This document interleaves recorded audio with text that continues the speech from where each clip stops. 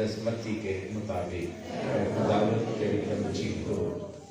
इसका 9वां बाब 14वीं और 15वीं आयत। उस वक़्त जब यीशु पार होकर जर्जासियों के मुल्क में पहुंचा तो यूहन्ना के शागिर्दों ने उसके पास आकर कहा, तेरे शागिर्द रोजा क्यों नहीं रखते, जबकि हम और फरीसी अक्सर रोजा रखते हैं। यीशु ने उनसे कहा, क्या बराती जब तक दुल्हा उनके साथ है मातम कर सकते हैं? लेकिन वो दिन आएंगे कि दुल्हा उनसे जुदा किया जाएगा, तब वो रोजा रखेंगे। अंजील मुक़द्दस के वसीला से हम सब के गुनाह मुआफ किए जाएंगे। तशरीफ रखें।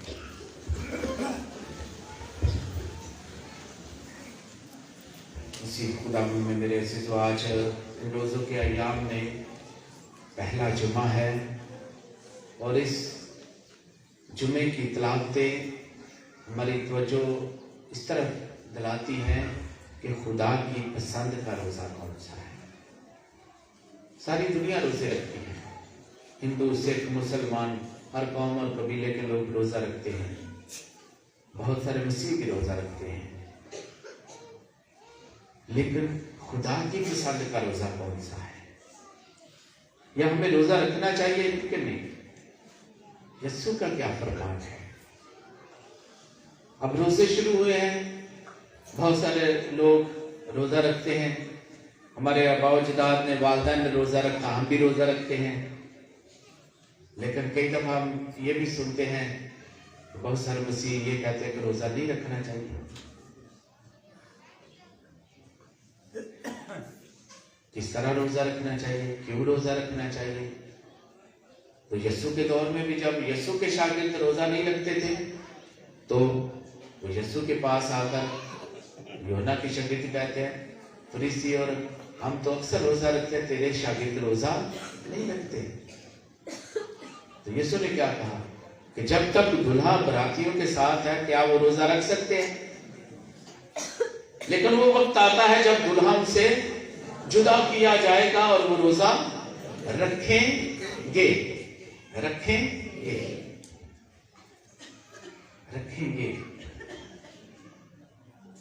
अब रखते हैं या नहीं रखते ये अलग बात है। रखते हैं, किस तरह का रखते हैं, एक अलग का मसला है। ठीक है, अगर हम रखते हैं तो बहुत अच्छा है। जो रखते हैं वो इस बात का भी इकरार करते हैं कि दुल्हा आने वाला है, जो हमसे जुदा हुआ था वो दोबारा दुनिया में आने वाला है। इस इंतजारी में भी रोज़ा रखते हैं। अब उसकी पसंद का रोज़ा कौन सा है? आज की पहली तलावत में इशाया नबी के सहीफे के मुताबिक कि मेरी पसंद का रोज़ा कौन सा है, लिखा है, क्या मेरी पसंद का रोज़ा ये नहीं कि शरारत के बंधन खोले और कजरवी की कड़ियों को तोड़े और मजलूमों को आजाद करे। खुदा की पसंद का रोज़ा, खुद भी आजाद होना है, दूसरों को भी आजाद करना है। और अब आजादी सिर्फ ये नहीं है कि लिखा है मजलूमों को आजाद करे। मजलूम जिन पर आप जुल्म करते हैं, सिर्फ ये नहीं कि कैद खाना में है, हो सकता हमारे घर में हो, हम एक दूसरे पर जुल्म करते हो, वो मजलूम है, उसे आजाद करना है, आजादी बख्शना है, ताकि वो भी खुदा का हाथ महसूस करे, खुदा की इबादत कर सके। कजरबियों को, कड़ियों को तोड़ना है, कजरबी, और बल्कि हर एक जुए को तोड़ डाले। जुआ क्या है? पंचाली, हमने देखा ना, जो हल वादे ने टगे दे थे पाई होंगी पंचाली जी, हर तरह के असी भी एक दूजे क्या उन्होंने पंजाली च जकड़िया हुआ है अपने काम लैन या किसी भी मकसद या अपने घर वालों, बच्चों, माँ प्यो या किसी और लिखा है कि हर तरह के जुए को तोड़ डाले। आजादी, ये खुदा की पसंद का रोज़ा है, दूसरों को आज़ाद करना, उन पर बोझ नहीं डालना, उन पर जुल्म नहीं करना, क्या ये नहीं कि भूखे के लिए तो अपनी रोटी तोड़े? मैं रोटी खाता हूं, मैं दूसरों को रोटी दूं, दूसरों के लिए रोटी तोड़ूं। ये खुदा की पसंद का रोजा है। ये नहीं है कि सब कुछ मैं खाता जाऊं। मैंने रोजा रखा है, 3 वक्त मैंने रोटी सेव की है, खाना नहीं खाया, तो उसका मतलब क्या है कि आपने वो रोटी किसी को देनी है। इसलिए ये पसंद का रोजा है, खुदा की पसंद, कि अपनी रोटी तो भूखे के लिए तोड़े।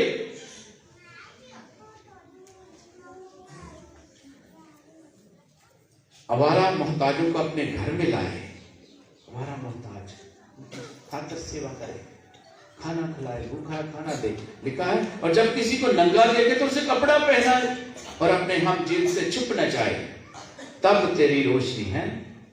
ये खुदा की पसंद का रोजा है, और जो उसकी पसंद का रोजा रखता है उसे क्या मरात मिलती है, क्या बरकत और फजाइल मिलते हैं। लिखा है तब तेरी रोशनी सुबह की मानद फूटेगी। जो उसकी पसंद का रोजा रखता है उसकी रोशनी सुबह की मानद फूटेगी। और आप देखते हैं जब सुबह होती है, आप जिंदा सलामत सुबह उठते हैं तो खुदा का शुक्र अदा करते हैं,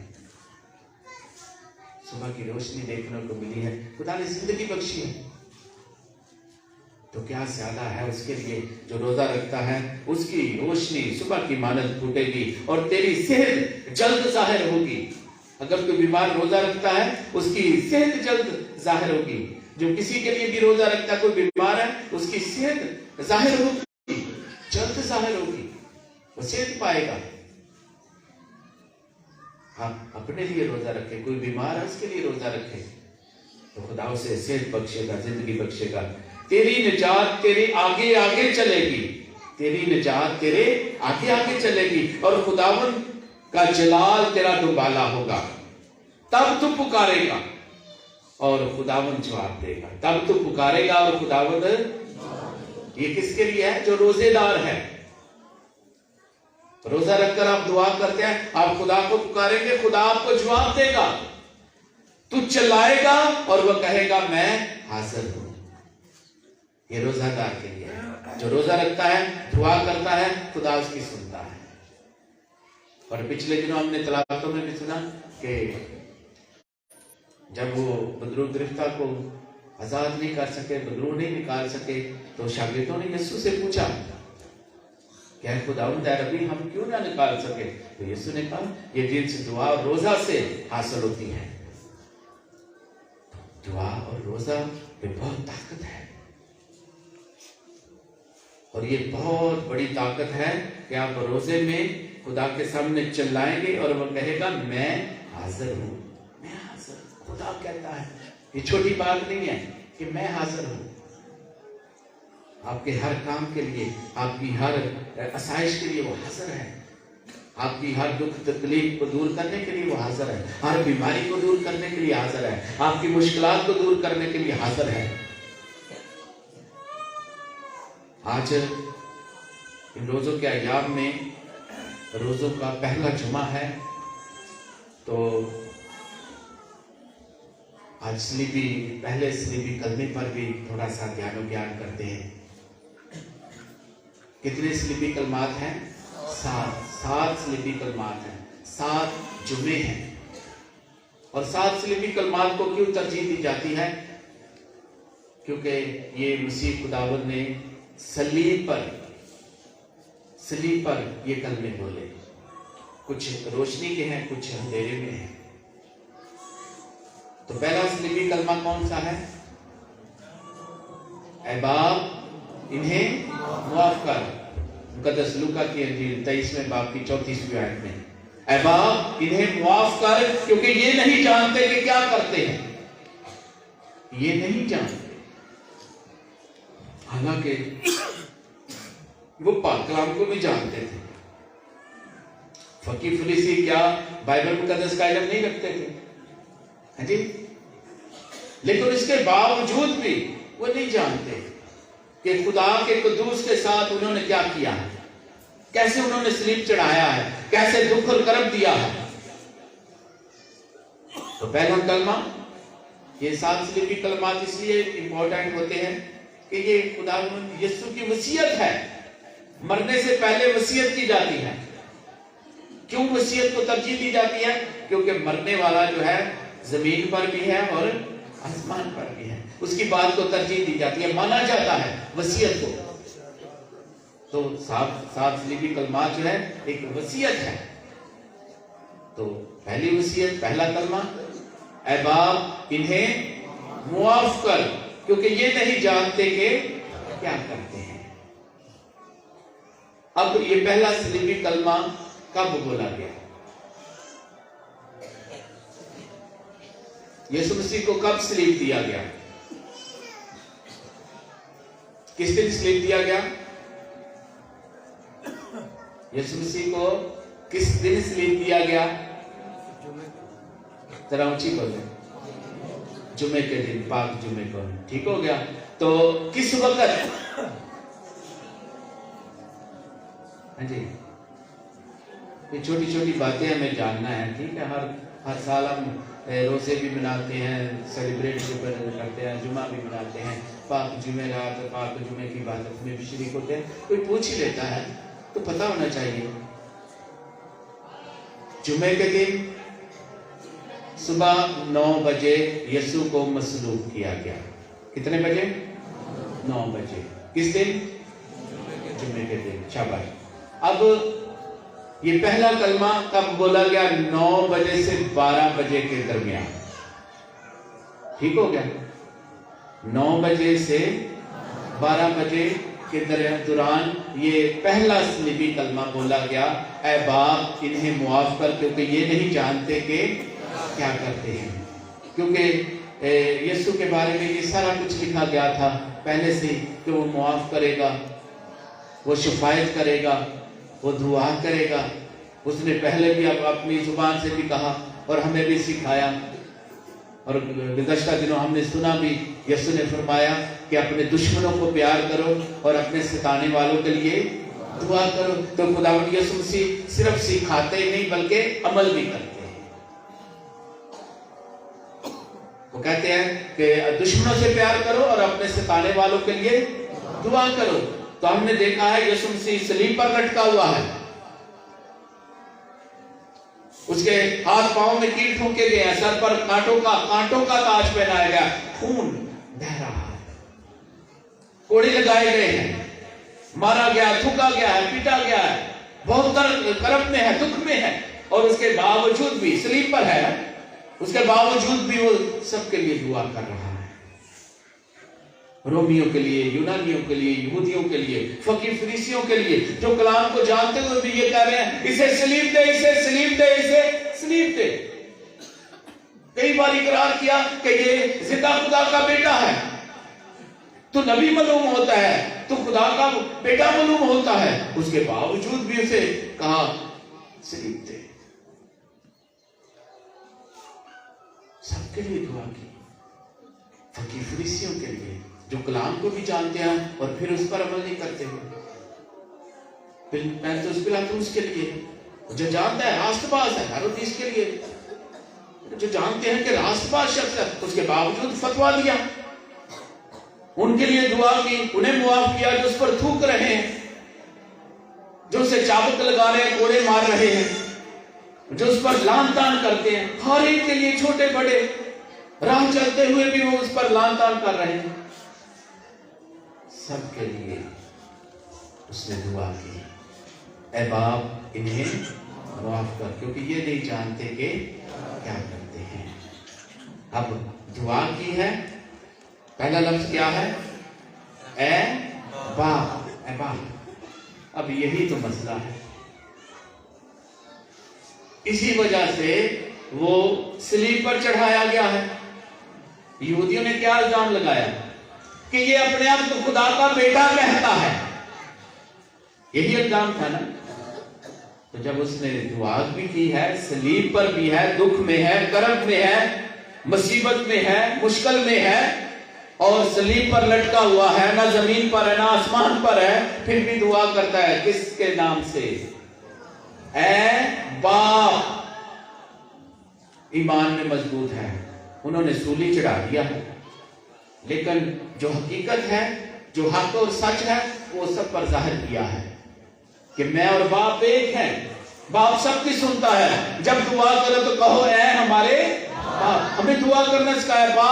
باپ اور بیٹے کا ایک لنک ہے.